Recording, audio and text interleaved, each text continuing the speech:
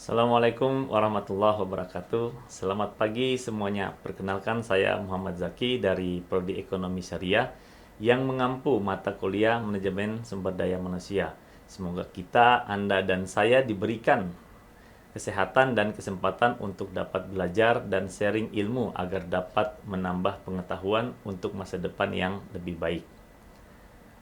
Pada kesempatan kali ini, saya akan menjelaskan materi terkait pengantar manajemen sumber daya manusia, yang mana perlu diketahui sebelum kita memulai materi-materi lainnya. Baik, sebelum kita membahas terkait manajemen sumber daya manusia, perlu kita recall terlebih dahulu apa itu manajemen. Beberapa pengertian yang populer dari para ahli yaitu manajemen sebagai the art of getting things done through people. Nah, ini dikemukakan oleh Mary Parker Follett. Artinya, dalam mencapai sesuatu kita perlu mengatur beberapa sumber daya atau dalam hal ini manusia atau orang, dan setiap orang memiliki pemikirannya masing-masing yang merupakan tantangan seorang manajer untuk menyatukan pemikiran-pemikiran tersebut dari para karyawan agar mau memberi kontribusi pada organisasi. Pengertian lainnya dikemukakan oleh Henry Fayol dan juga Robin and Judge. Baik, pertanyaan selanjutnya, bagaimana cara mengelola sumber daya perusahaan untuk meningkatkan performance? Nah, sumber daya perusahaan yang kita kenal dengan 6M, yaitu ada money, material, mesin, method, market, dan man. Khusus manajemen sumber daya manusia, kita berbicara terkait manusia. Bagaimana manusia yang ada di dalam sebuah perusahaan direncanakan, diorganisasikan, dieksekusi, dan dikontrol agar evaluasi sehingga dapat meningkatkan performance dari perusahaan itu sendiri.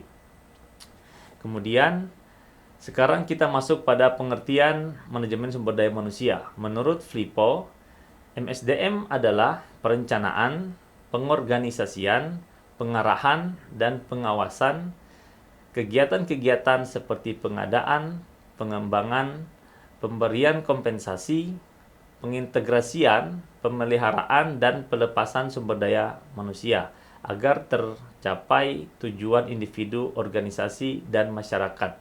Sehingga pada umumnya ada 3 tugas dari manajemen sumber daya manusia itu sendiri, yaitu yang pertama adalah pengadaan atau melakukan rekrutmen karyawan, pemeliharaan atau maintenance, bagaimana cara memotivasi dan mempertahankan atau melakukan pelepasan seperti ketika karyawan pensiun atau pemecatan. Kemudian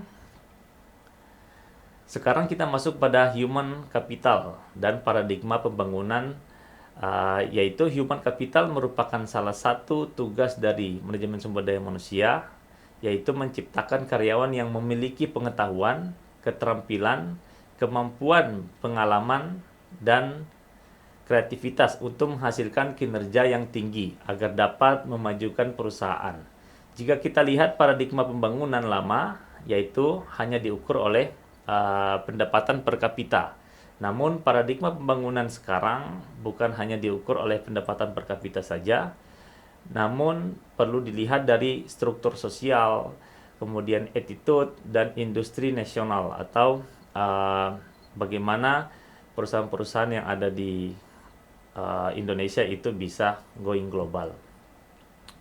Kemudian untuk perkembangan manajemen sumber daya manusia sendiri, kita lihat pada sebelum abad ke-19 berkembang anggapan bahwa pekerja dianggap sebagai barang dagangan, yaitu dapat dilihat pada sejarah Nabi, terdapat budak di mana manusia bisa diperjualbelikan. Kemudian pada akhir abad ke-19 dan permulaan abad ke-20 dengan munculnya konsep manajemen ilmiah atau scientific management, antara lain proses manajemen lebih mengutamakan produktivitas kerja, ya.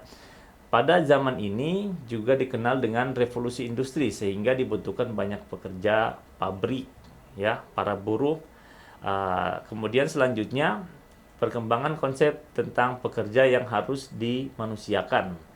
Kemudian berkembang konsep partnership yang dapat kita lihat bukan hanya pada internal karyawan, tetapi juga dari eksternal, bahkan kompetitor dapat menjadi partner.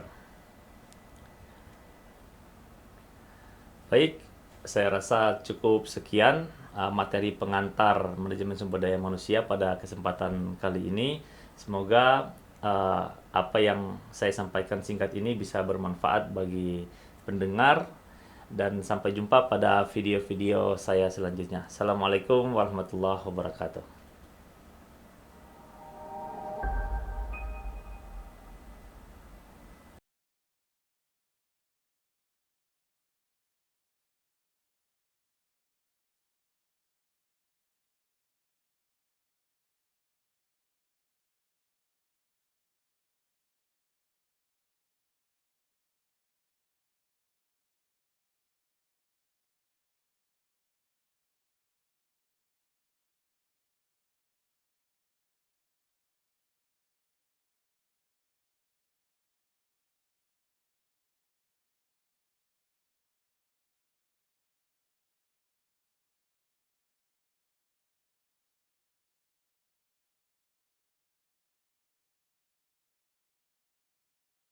Baik, mungkin ini cukup uh, beberapa pengantar manajemen SDM sebagai pemanasan agar kita dapat mengetahui secara umum materi perkuliahan yang kita pelajari dalam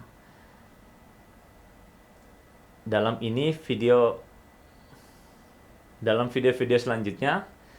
Sekian dari saya. Assalamualaikum warahmatullahi wabarakatuh.